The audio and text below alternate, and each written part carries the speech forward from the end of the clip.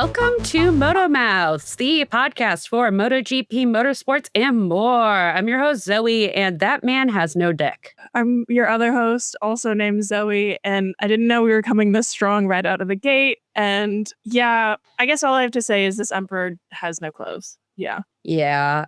I think this weekend was a really big weekend of like a lot of highs, a lot of lows. A lot of gravel traps, a lot of long, cold, lonely rides back to the pit. Yeah.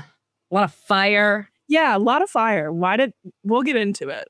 We'll get into it all. So much has happened in the world of MotoGP. A lot's happened in the world of MotoGP. Not to talk about Jorge Martin for 2 minutes at the top of the pod every pod, but we haven't talked about him at the top of the pod. It's been a couple weeks. It's been a while, and so I'm excited to share an update. We've missed this little fun segment. Listen, it's not that I missed it. It's more that it was like Jorge stopped being interesting for a while because he just got like weird and sad. Yeah.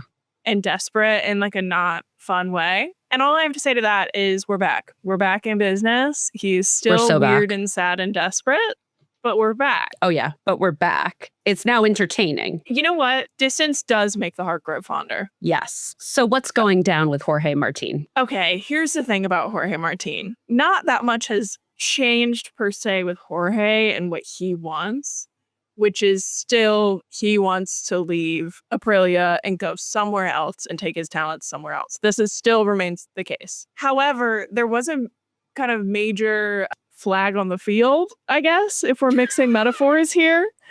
Yeah, flag on the play. Sure, that one. I clearly don't give a fuck about football. This weekend, where Jorge Martin's manager was at Assen, apparently to publicly make this statement that was then broadcast to the entire world on MotoGP's Assen coverage, in which he said, Jorge is free for 2026. Honda is still an option. This is how we're operating. Love and light. I know contracts can be tricky. Do we have to use the language, he's free? Yeah, The like man's that's not shackled. That's also just not, you're going to have to pay for his services. He's not free. Yeah. Jorge is free. And always, this is a bad statement. So Aprilia, who I think has been in a really interesting position this whole time because they are both the aggrieved party and also the big scary company at the heart of this. Great use of the word aggrieved. Thank you. We are a pro-labor podcast. Like, we are here for the working men and women. So like whatever they need to do to like figure out what needs to happen, I'm normally all for. But it's so interesting, like really kind of being firmly on the side of like the corpo nightmare, whatever.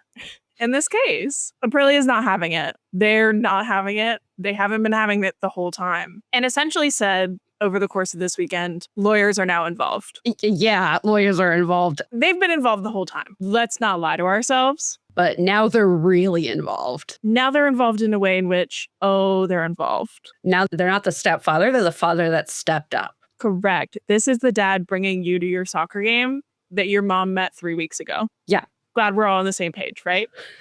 Yeah, exactly. So it is also reportedly, Dorna has now got involved. Oh, God, not Dorna. And reportedly, Dorna has said that if this becomes an embarrassing mess and Jorge does actually execute his right to leave, one could argue it's already an embarrassing mess, but that's not neither here nor there.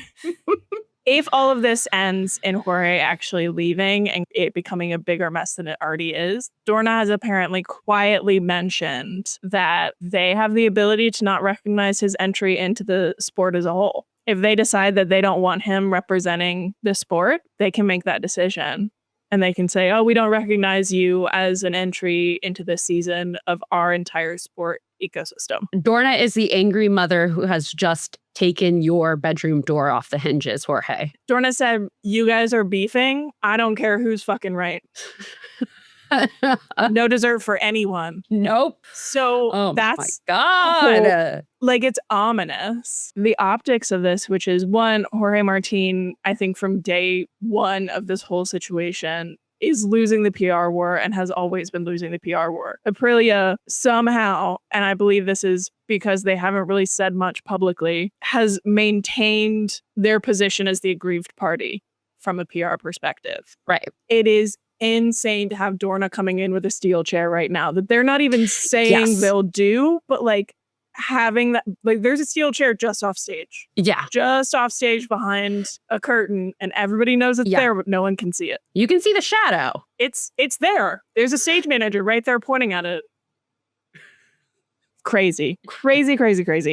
And then that also brings into play with Dorna saying this whole thing. For some reason, Honda seems to be where Jorge and his team want to go. I don't really know why.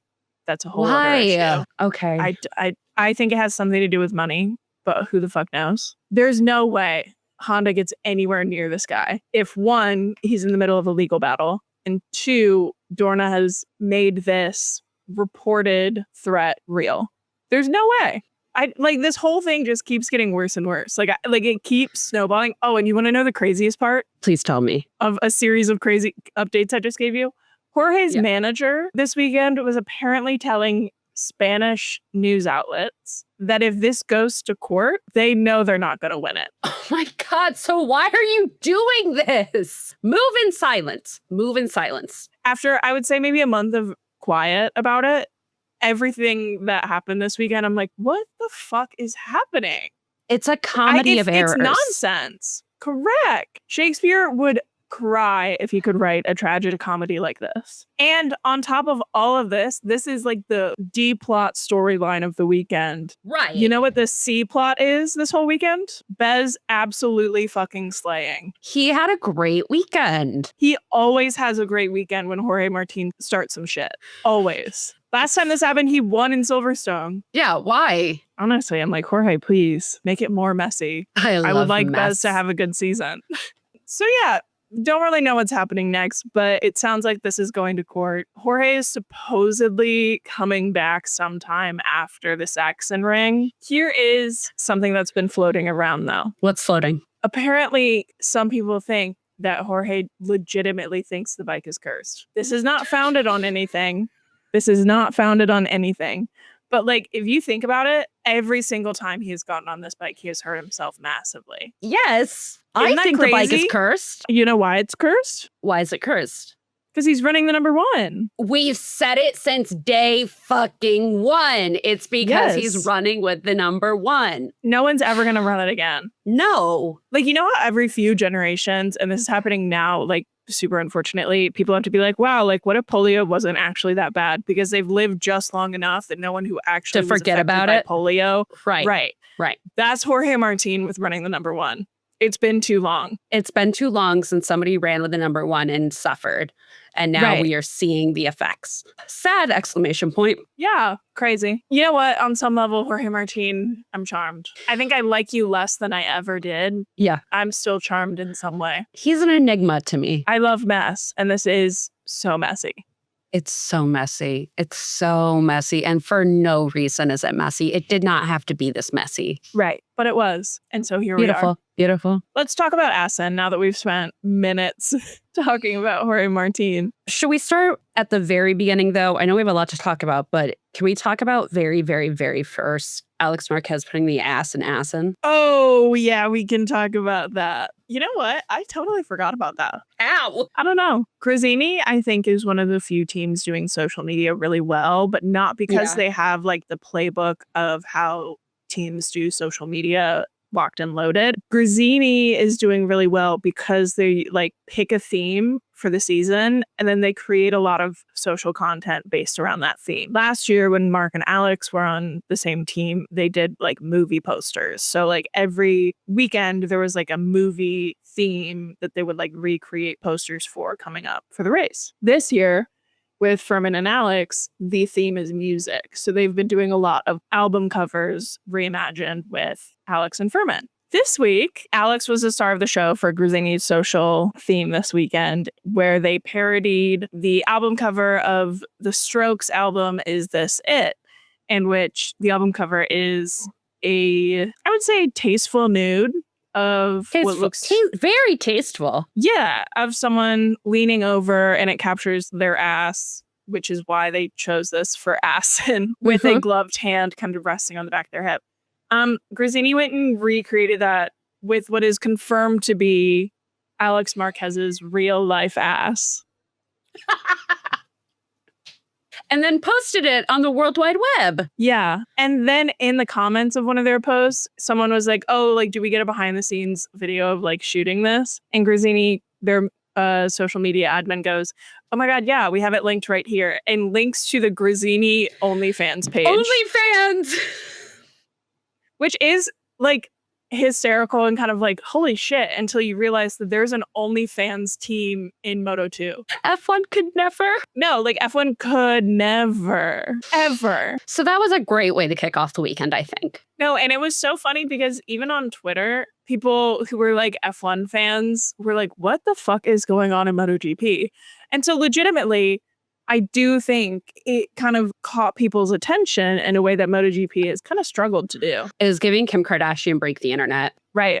But yeah, as you said, a perfect start to the weekend. A weekend surrounding a lot of lower body parts. I don't know if a lot of them, just Marc's. Just Marc's lower body parts. So yeah, we do have to discuss Marc Marquez, who is both man and machine and some ungodly combination of the two. He crashed twice on Friday. And here's the thing about Assen. Assen, while also having a really fun name, is very, very important in the history of MotoGP. But it is colloquially referred to as the Cathedral of Speed, which essentially means that there are very few traditional straights on this track. It is a very twisty, turny track. What all of that means, you may ask? It means that whenever you crash at Assen, there's a very, very good chance it could be a career ender because you are going so fast. Crashes at Assen that have had physical repercussions. Jorge Lorenzo broke a couple vertebrae here, like significantly broke his back. He was never the same after that happened. Valentino Rossi had a huge crash at Assen during his last season. And a lot of people tend to think that this is one of those events that really made him decide to retire. Yeah. It is an incredibly physically demanding track. All that to say, Marc crashed twice on Friday. Yeah. At two very high-speed turns, one of which he came back out of the session and went back up to his motorhome and didn't immediately get back on a bike, which meant something was wrong. What ended up being wrong after that is he apparently banged his funny bone. So his entire like arm underneath his elbow was numb, which is frightening. Terrifying, but it's kind of funny. But it's hysterical that like, yeah, this happens tomorrow. It's a funny bone. It's a funny bone. Like, of course. So then he crashes again later that day. What did he injure this time? His lower body. Listen, I'll just say it. I'll say it. You're asking me. He injured his cock and balls, Zoe. That's what he injured, okay?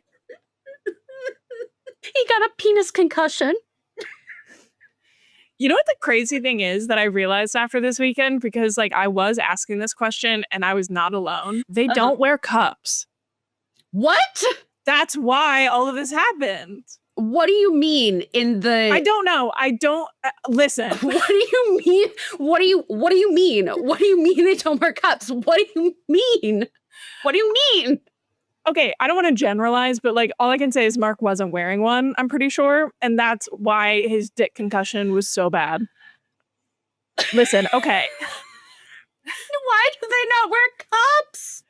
Because I think they have to be like little acrobats on their bikes. And I imagine that there is some uncomfortable nature to wearing a cup. And they have their suits that just blow up like cushions, you know? Yeah, so he basically slid out. And I am only laughing because it's about his cock. And it's also his spine. And he's fine. If you watch the video of this crash, it very much does not look good. But he basically bounces on his like stomach. Like out through like the gravel. Seal. Well, just like, and he slides and like he's up a couple inches every night. And you're just like, oh God, that can't have been good. It was bad. And then there's like all this footage. MotoGP got like up in his business. There's all this footage at like low crotch level of him just like hunched over. Like trying to like waddle and you're just like, leave him alone. Also, I've seen this shot once. I don't need to see it 7 more times. Oh my God. And then Marc, who is famous for like never letting them know what you're doing and like Yeah. never copping to feeling any sort of pain whatsoever. Was like, yeah, I want to go home. I could watch this weekend from the couch. It really messed him up. And then like commentary, and people were making comments about like, oh, Gemma, like Mark's partner, like should be concerned maybe. Yeah, she should. Because like also, by and large, this is not the first time that he's scraped his penis. No, I think all of them Across have gravel. scraped their penises at one point or another. Like, I think honestly, if we're really dissecting this seriously, I think They it's should the tuck. scraping. No, they should not. They should not. They should wear a cup. Honestly, Alpine stars, like, you have revolutionized the safety of like put gear for racing. Y'all need to get on the cup. You really do. like a pad or something. Honestly, like miniaturize the cushion aspect of the suit and just slap it on in there. I don't know. We're not scientists. Nor do we have penises. Also that. So we're like deeply unqualified to have this conversation. And yet, Nevertheless, she persisted. nevertheless. He also had a stitch on his chin. Oh yeah. Mark loves to have an injury to like point at and make people feel sorry for him. I know that's a very charged thing to say about Marc Marquez, like as a representative of the sport and his own personal history. But he does love that shit. Like he always is like, look at this scrape I got. And we're like, yeah, we saw it happen. He's the girl coming to class on crutches with a knee brace because she injured it during cheer and she really needs her help carrying her books to the next class. And that's why she's late. Right. And she has to put her foot up. Of course. Anyways, psychoanalyzing of Marc Marquez aside. Okay, what's next? Should we look at our predictions very first? Yes. You said Marc Marquez P1, Alex Marquez P2, Pecco Bagnaia P3, Fail King Pedro Acosta. I wasn't totally off. No, you were not. I said Marc Marquez P1, Pecco P2, Fabio Di Gianantonio P3, and Bez for Fail King, so reverse curse. Yeah, I think we should talk about Pecco for a second. He's still not alive. He's still not back. He's still not where he wants to be. Reportedly, he sat everyone down and like apologized and was like, I just want to go forward with like a positive, like productive mentality, which like, okay, King. Yeah, literally, okay. Okay, King. Sure. He said sometime this weekend that he was like, yeah, the DNA of the bike is difficult to change. And I don't want to be one of those people that just like nitpicks something and ignores like a larger argument, which I think he's right to make, which is these bikes are very complex and like changing one thing affects a lot of other things. But it feels a little disingenuous for Pecco to say that because this bike has been built around him for the last 3 years. Yeah. I don't really know if that's where you want to go with that. Right. This is not a drastic change from last year. It's enough. It's enough, but very intentionally, they wanted to keep the bike as close to the 2024 bike as possible because it was the most successful MotoGP bike ever. So what has happened that has changed it so drastically? This is kind of my beef with Pecco. I think he needs very particular circumstances in which he can succeed. Like an orchid. Yeah, exactly. I think he needs the bike to be in a very specific, very narrow window. He needs to be in a specific mindset. He needs to have a team a certain way. I think he needs to have the weather and the track a certain. When you put him in these moments, all of these things like combine on like 7 different planes of existence to create a moment in which Pecco can excel and like blow everyone out of the water. Pecco is now essentially working with a cockroach who survives everything, can thrive in any different ecosystem, temperature, nuclear reactivity level. But I just don't think we can compare them right now because he needs a certain amount of things to go right so that he can do it. And Mark is like, what the fuck ever, man? Like, I'm dickless and my left arm doesn't work and my right arm structurally unsound. Let's fucking go. Like, how do you compare those two people? And I have a little chin scratch. I have 1 stitch. How do you compare those people? If you put Mark and Pecco together, you would have one bipolar person because Mark is the manic and Pecco is the depressive. Oh my God, you're so right. I mean, and if you put them together, it still wouldn't be a healthy, sane individual. Oh, but like very maybe much the medicine, not so. the medicine would work. oh, that's not where, yeah, like absolutely they're not. Yep. That's so crazy. You're so right. He's just depressed. He's just. Yeah. And the thing is that he still came P3. Right. And he was pissed in Parc Ferme. So we've talked about P1. We've talked about P3. I think it's time to turn our attentions to Mr. P2. Not Alex Marquez this week. Right. We can't say Mr. P2 anymore unless we're talking about Alex. Sorry, making that decision now because I got very confused. Mr. Rubik's dad himself. Mr. Hot Girl Haircut. Ooh, love that. He had a great weekend. No, he had a really good weekend. He was coming in too hot on some corners. He had some scares like throughout the weekend. But ultimately, like, he kept his shit locked tight and it was great. And once again, not to make this all about like the Marquez show, but it is really like overtaken the sport in the last couple of, I don't know, week, 2 weeks. This larger conversation about is Alex racing Marc hard enough? And I think Assen is such an interesting place for this conversation to like have happened right before, because on Saturday we had what a lot of people I think took as proof that Alex is not racing Marc hard enough. And then on Sunday, I think we have what some people are saying is proof that Marc is not there to be beaten per se. Right. For maybe a third of the sprint, Alex was faster than Marc and had more pace than him. Not a ton, but had some more pace than him, but was seemingly never attacking Marc. Assen, like we've talked about, is an incredibly fast circuit, has a ton of quick, high-speed turns.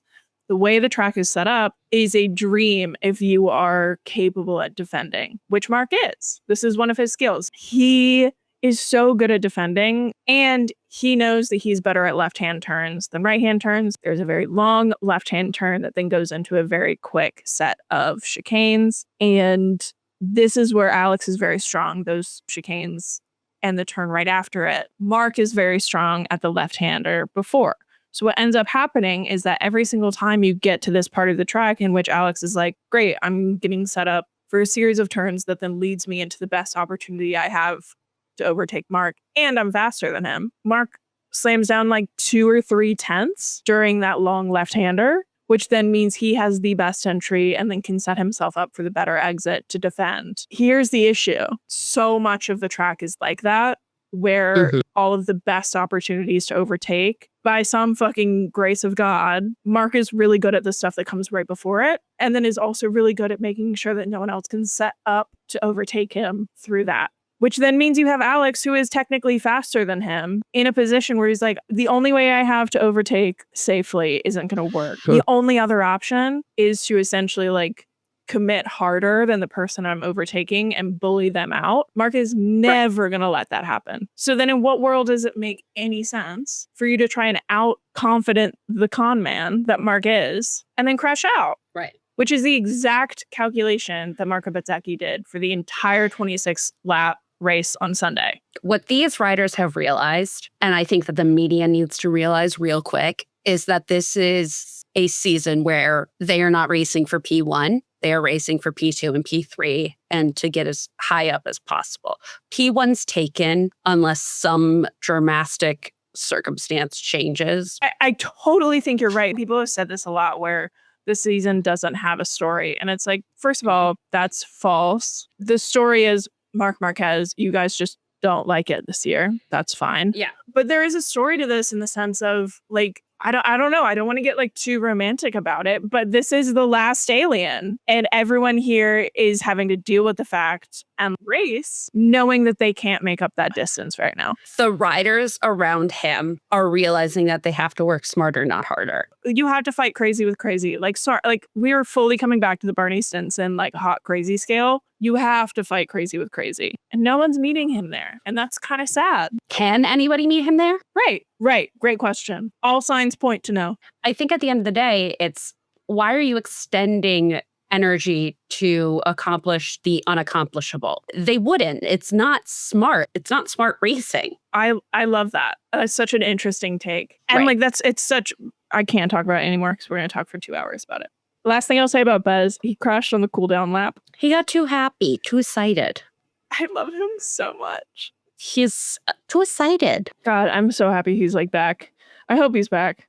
So yeah, that was Honestly, like, I'll say it, a very Marquez focused chit chat recap of Assen. Many such cases.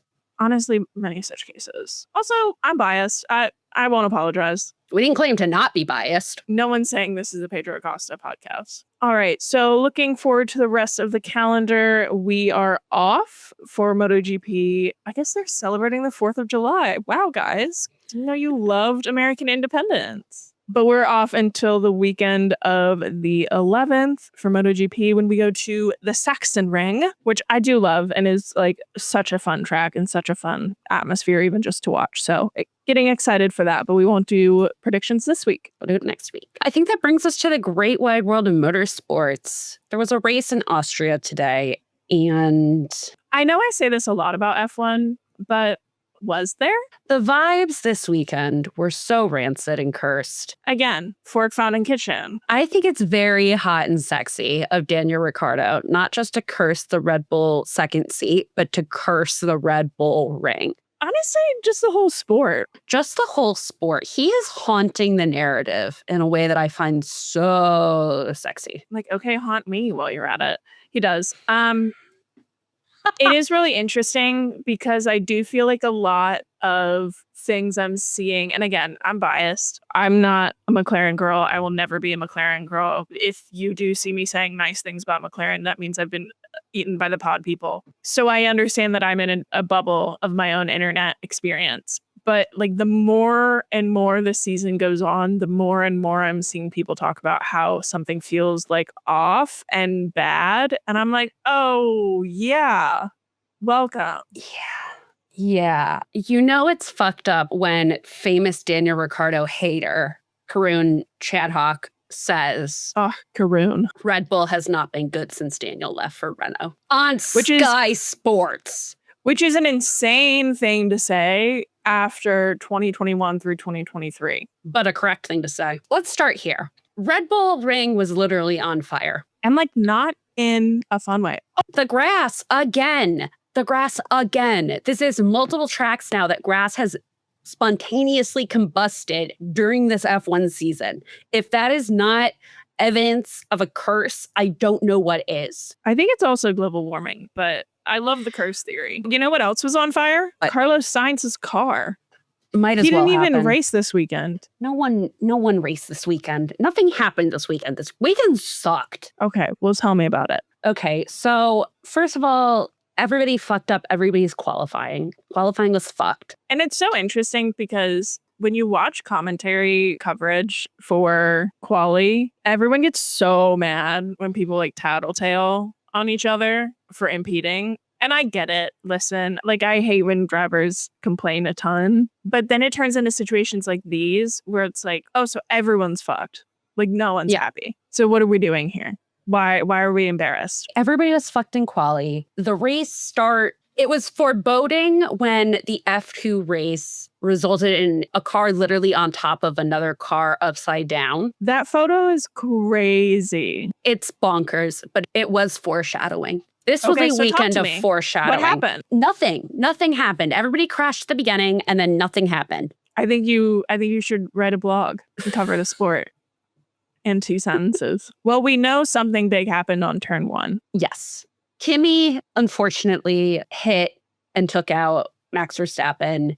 And Max was really, really upset until he realized Kimi did it. And then he was like, oh, no, it's okay. It's okay. Everybody makes mistakes. It's okay. Yeah. The F1 movie was doing like press junkets throughout like the last couple of weeks. My behated F1 movie. And Damson Idris said something really interesting about Max, where he was like, Max is presented as this guy who like is horrible and like has no friends because he's got such a bad personality and like no. And he was like, yeah, none of that's true. Like they're all friends. Like Max is such a great guy. They all kind of know each other and get along, which is why I think the coverage of the Max and Kimi racing incident is so fucking horrible. So horrible. If I were Max's lawyer, the way I would be sending a cease and desist immediately. Again, I'm not a lawyer. I don't know if that's the right thing to do. But the way they were talking about Max was as if he has like assault charges on his record. Yeah.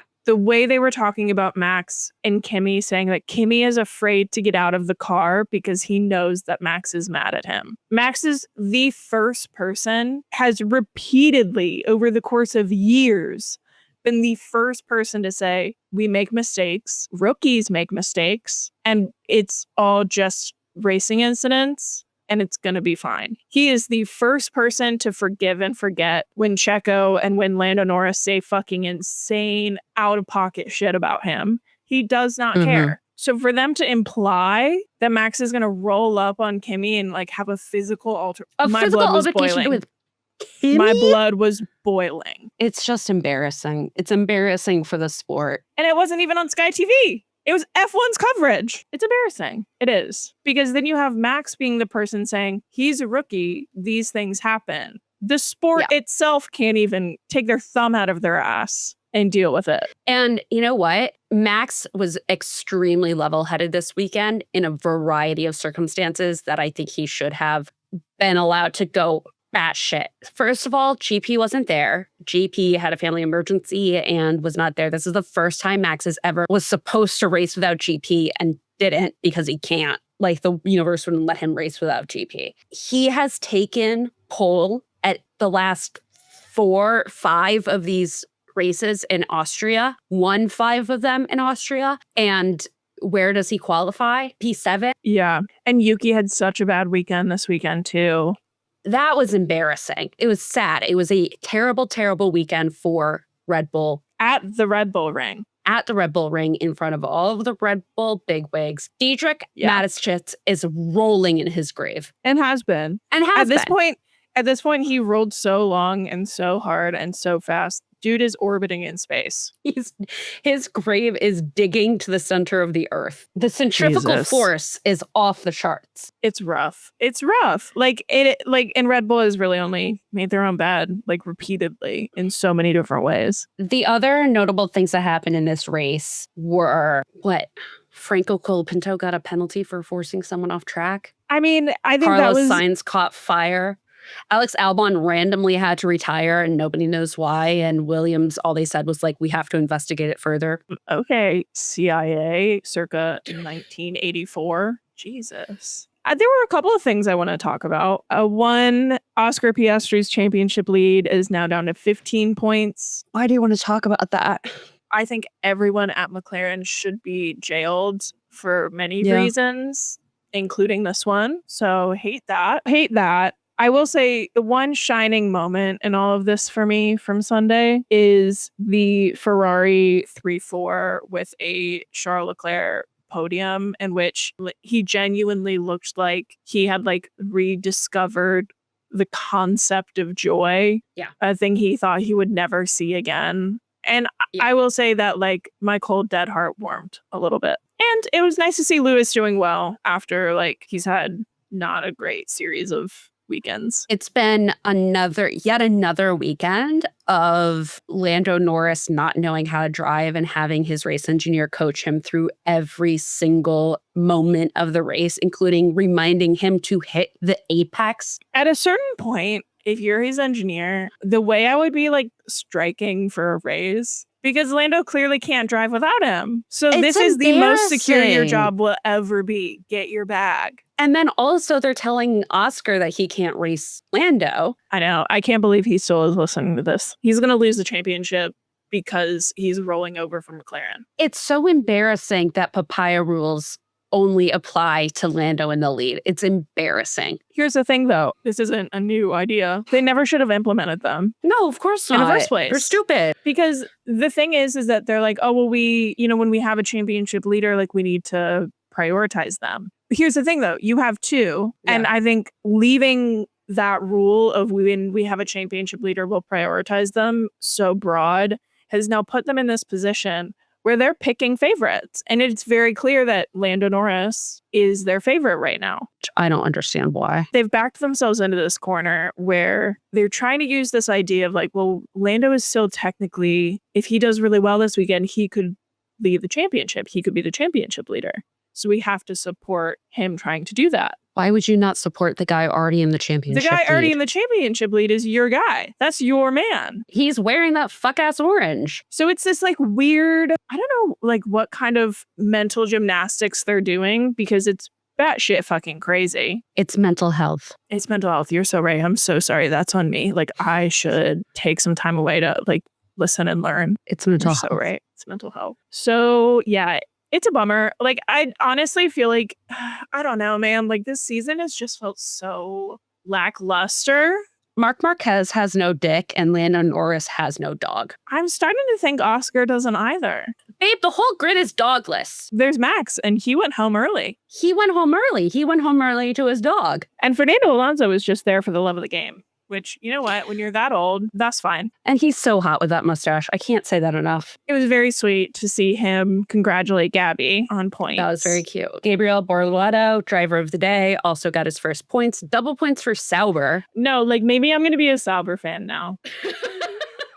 Do I just like totally like jump ship? First of all, I already jumped ship. I'm not a Red Bull fan. They have betrayed me and women and everyone who has ever been invested in them before so badly. And then also down the list, Max, and then also Daniel, and then everyone else who's raced for them. They're an evil, evil, evil organization in so many ways. I'm a Max fan. Do I just like jump ship entirely? Because like Max seems to have been like, listen, I'll fight, but like I can't do this alone. Do I just go all in on Gabby? At this point, I can't be a Mercedes fan. I can't do it. I won't do it. I'm going to be Aston. I'm going to be an Aston Martin fan, and I'm going to pray that Isaac Hadjar gets the fuck out of there. Honestly, I feel like an Isaac Gabby lineup at Aston could be really fun. Well, that would be fun. That could be really interesting. I'm ready to watch this generation from F1. And by this generation, I mean the 2019 rookies. I can't fucking do it. I want Eternal Sunshine of the Spotless Mind this season. Yeah, I was going to say something really depressing. I can't. We got to move on.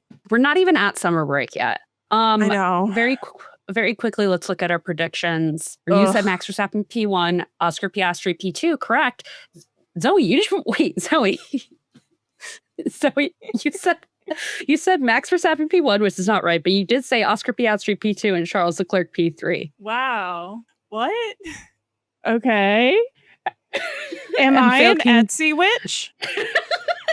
And failed King George Russell. How did he do? He hated this week. Like he said Sunday was a disaster. Oh, he came fifth. Whatever. Yeah, but he was pissed, so I'll take it. He was pissed. And then I said Oscar P1, Max P2, womp womp, and Kimi P3, definitely not. And then I did get failed King right. I did say Carlos Sainz Jr. His car literally caught on fire. That's crazy. What else do we need to say about this weekend? Honestly, nothing else. I'm just pleased that my prediction was great. I'm not pleased about the actual results, but you win some, you lose some. 2025 is a wash. Max Verstappen, 2026 F1 championship. Let's fucking go. I'm ready. God, I hate being depressed, but like this weekend was such a bad weekend for the Max Verstappen title fight, and I need to like deal with that and come to terms with that and find the humor in what I can. That's what I need to do this week. The shit's bleak. Looking to the future, we have Qatar. No, we do not. Oh, it's Qatar Airways in Britain. Fucking of course. I hate you guys. I hate you guys so bad. We have Silverstone. It's going to be like 8 million teams home races. I don't know if I can do it, Zoe. I don't think I can do it. You know what? I'm going to go first. Ready? Are we ready for this? Yeah. Lewis Hamilton, P1. Yeah. P2, George Russell. Okay. P3, Oscar Piastri. Fail King, Charles. Okay.